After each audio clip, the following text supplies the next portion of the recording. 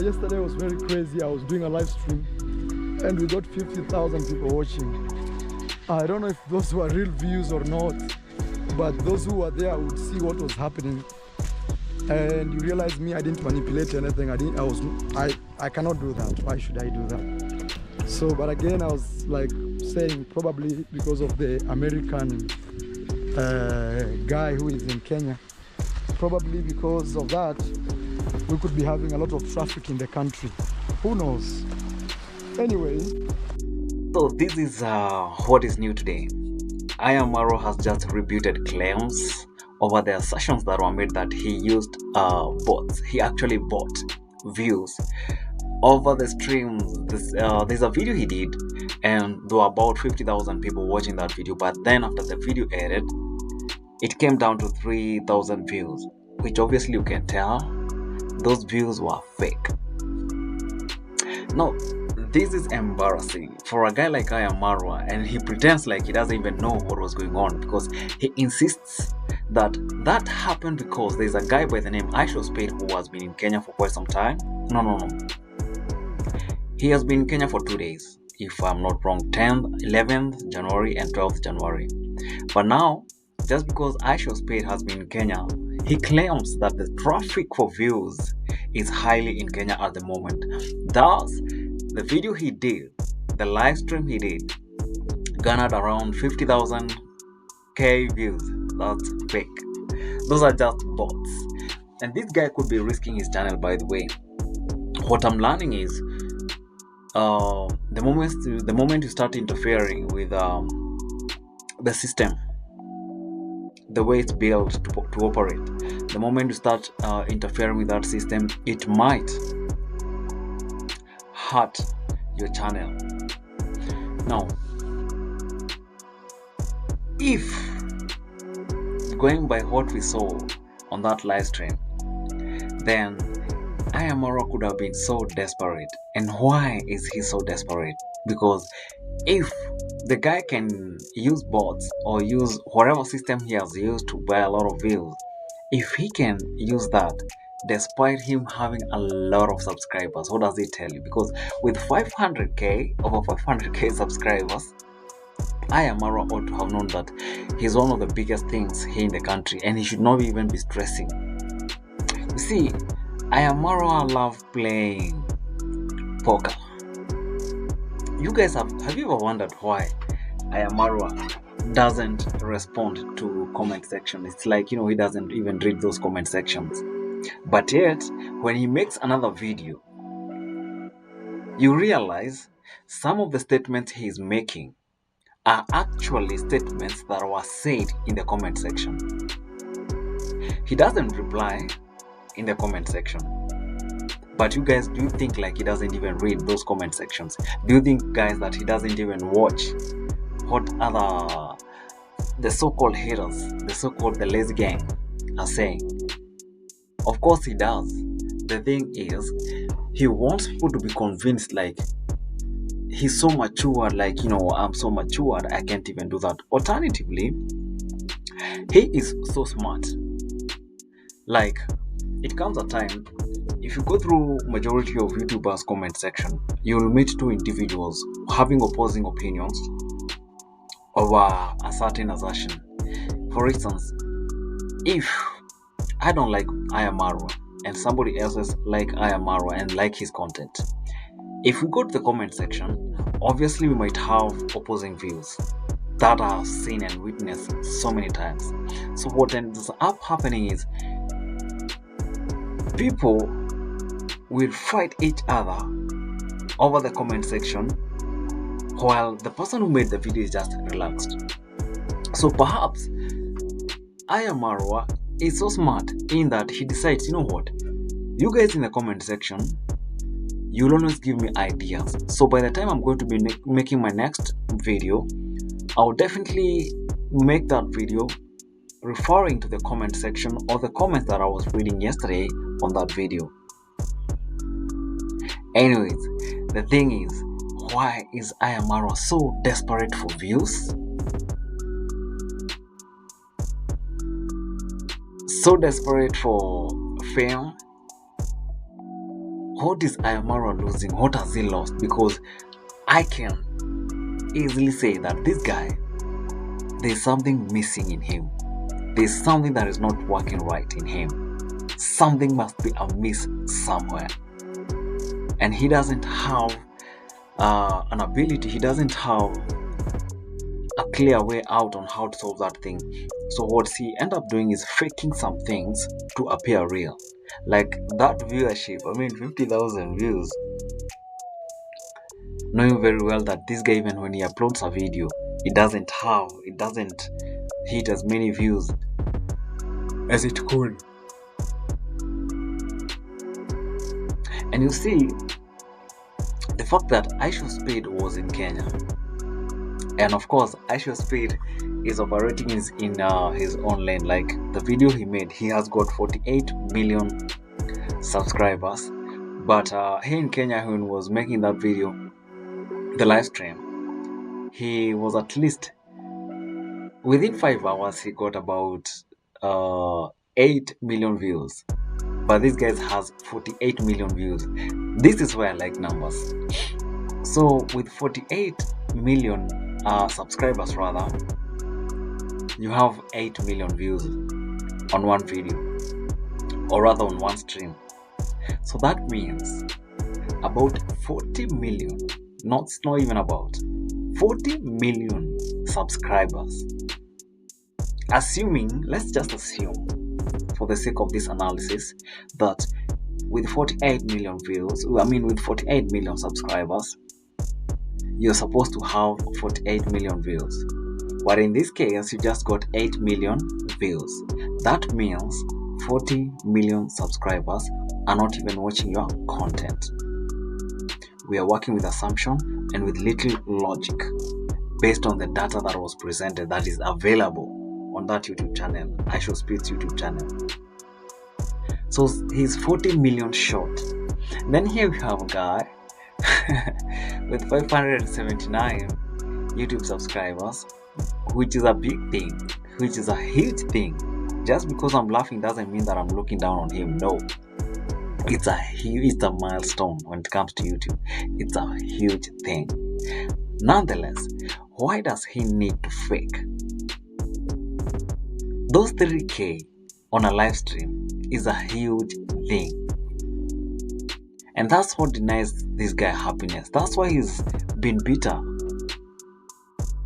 in recent days, because he doesn't hold that small grace, that small success. He doesn't hold that small success, and it looks small in other places, but it's very big. It's a huge success. I Am Marwa doesn't appreciate the fact that what he has managed to achieve at this moment is supposed to give him joy. He needs to do a little bit more traveling to understand that majority of his age mates have not yet even figured out life. Instead, he wants big, big, and big.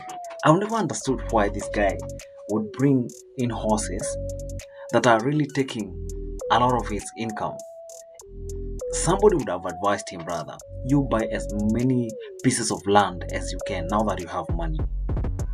Stop bringing parents from Argentina to come and visit Africa only for them to come for their daughter and go back.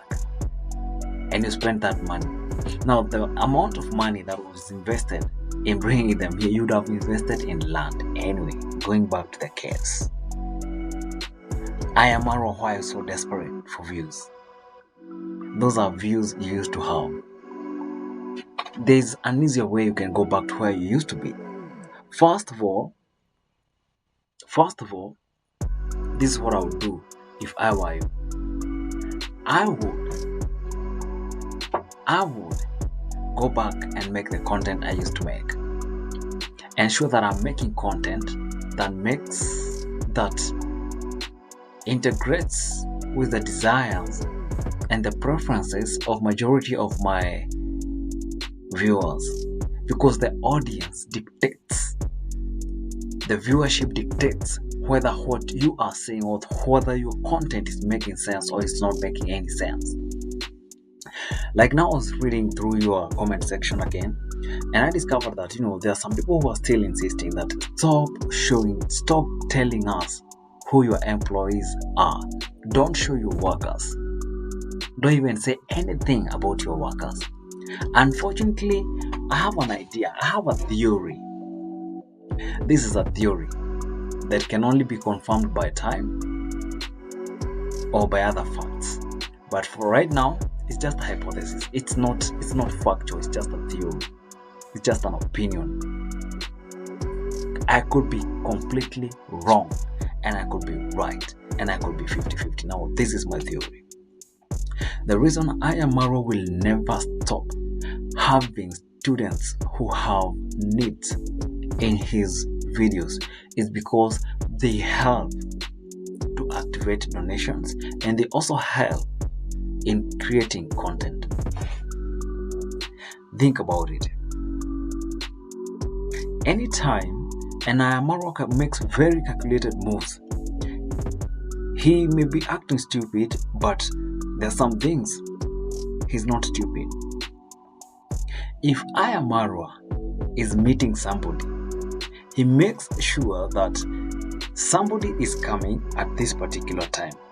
So by the time that person, I'm supposed to meet that person, I'll make sure they wait me at the gate. By that time, I'll be at the river. So I'll start making a video. So today, there's a guy I wanted to meet. I'm told he's here. And by the time he's walking, 3 minutes are gone. He will start describing that scenario. I've seen it so many times. So many times. There's a guy I'm supposed to meet, and I think they're the ones there. Then the video is rolling. Then he explains why he's meeting those people. And that has been extremely well calculated and well scripted, because he has to meet the 1 hour target. He has to make videos that goes as long as 1 hour. And you see, this is the thing. I Am Marwa discovered that he has got crazy followers. Guys who are going to watch his content no matter what. There are at least 20,000 people who are going to watch his content no matter what.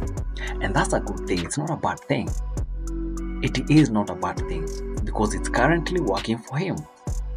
Unfortunately, that I Should Speed just proved one thing. The market for content consumption has changed, and it's changing drastically.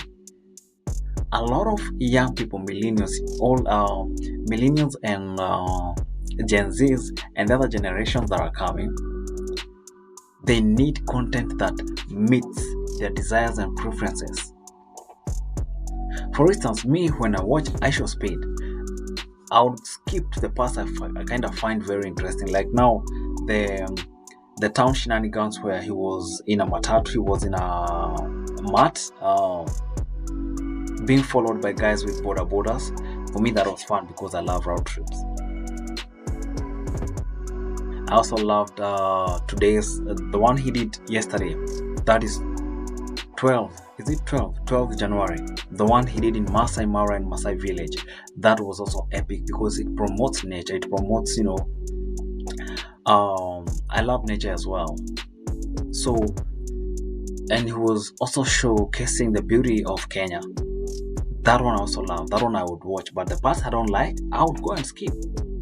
So with I Am Marwa, it's a different case, because there are those who love what he does. Regardless, they don't even care. They will just watch him because it's I Am Marwa. He has just posted content. And they also kind of feel like they are part of his journey. Because I realize that majority of the people who are so much into him are those who started watching him when he was, less than 1,000 subscribers, 1,000k subscribers, 100,000k subscribers. And it's more like a cult. These are people who've worked with him for a very long time. And so I wouldn't be surprised that majority of the people would still want to continue watching him that way. Anyways, that's it for now. Let's see what's going to happen with this guy, but I hope he's taking lessons and learning, because the next video I'll be discussing about collaborations and teamwork using IShowSpeed's case study. Because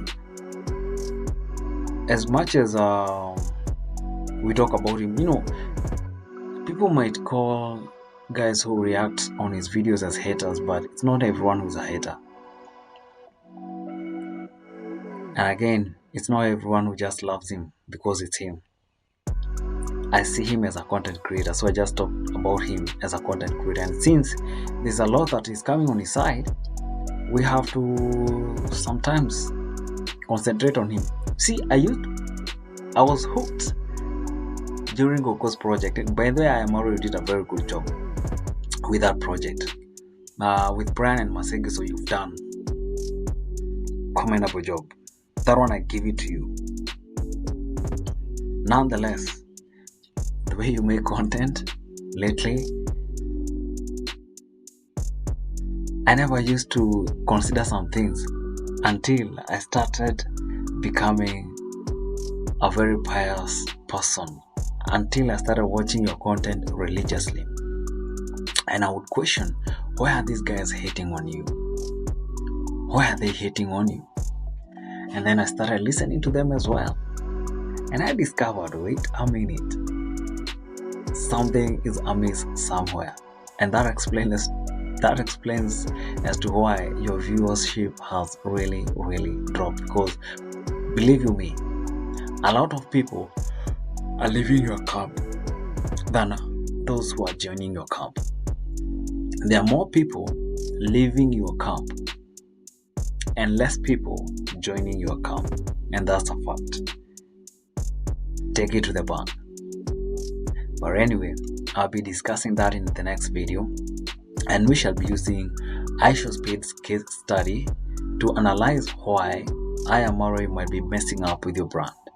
Cheers, and we shall talk about that probably in the next video, in the next few minutes once I'm done with this.